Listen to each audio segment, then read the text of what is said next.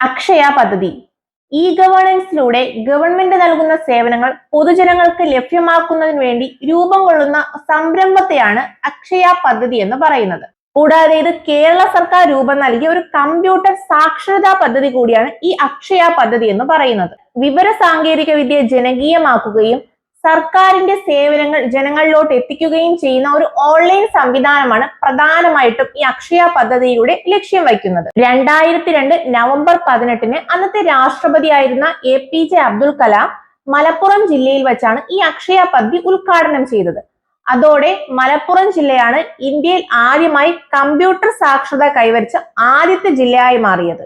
അക്ഷയ പദ്ധതിയുടെ പ്രധാനപ്പെട്ട ലക്ഷ്യങ്ങളാണ് ജനങ്ങളെ സാക്ഷരരാക്കുക, കൂടാതെ കുടുംബത്തിൽ കുറഞ്ഞത് ഒരാൾക്കെങ്കിലും കമ്പ്യൂട്ടർ പരിജ്ഞാനം നൽകുക, സർക്കാർ ബില്ലുകളും നികുതികളും അടയ്ക്കുന്നതിന് വേണ്ടി വാർഡുതല സ്വീകരണ കേന്ദ്രങ്ങൾ ഒരുക്കുക, കൂടാതെ DTP കോഴ്സുകൾ, വൈവിധ്യമാർന്ന കമ്പ്യൂട്ടർ കോഴ്സുകൾ എന്നിവയും ഈ അക്ഷയ പദ്ധതിയിലൂടെ പ്രദാനം ചെയ്യുന്നുണ്ട്.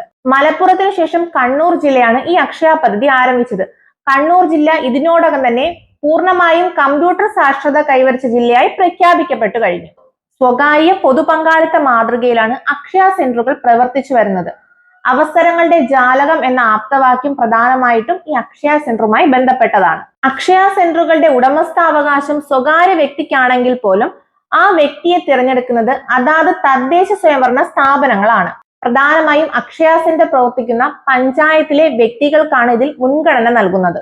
ഇതിലെ ഉടമസ്ഥന്റെ വരുമാനം എന്ന് പറയുന്നത് ഓരോ പൗരനിൽ നിന്നും ഈടാക്കുന്നതോ കൂടാതെ സർക്കാരിൽ നിന്നോ ലഭിക്കുന്ന നാമമാത്രമായ വേതനമാണ് ഉടമസ്ഥന് ഇതിലൂടെ ലഭിക്കുന്നത്. അക്ഷയ സെന്ററിലൂടെ നൽകുന്ന പ്രധാനപ്പെട്ട സേവനങ്ങളാണ് റേഷൻ കാർഡ് സേവനങ്ങൾ, വോട്ടേഴ്സ് ID സേവനങ്ങൾ, ദേശീയ സ്കോളർഷിപ്പ് സേവനങ്ങൾ, ലൈഫ് സർട്ടിഫിക്കറ്റ്, പാസ്പോർട്ട് സേവനങ്ങൾ, ജനന മരണ വിവാഹ സർട്ടിഫിക്കറ്റുകൾ, മലിനീകരണ നിയന്ത്രണ ബോർഡ് ഓൺലൈൻ രജിസ്ട്രേഷൻ, മോട്ടോർ വാഹന വകുപ്പ് സേവനങ്ങൾ.